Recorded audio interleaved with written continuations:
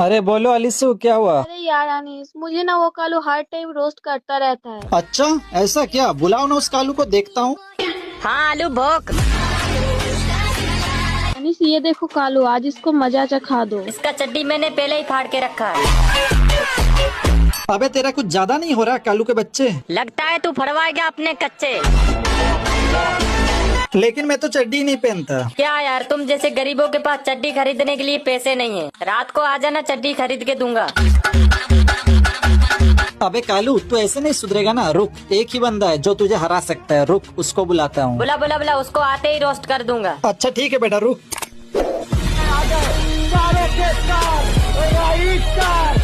बोल क्या हुआ? अरे राय भाई, कुछ नहीं हुआ। ये कालू कुछ बोल रहा था। अबे कालू, क्या हुआ? बोल, अब बोल ना।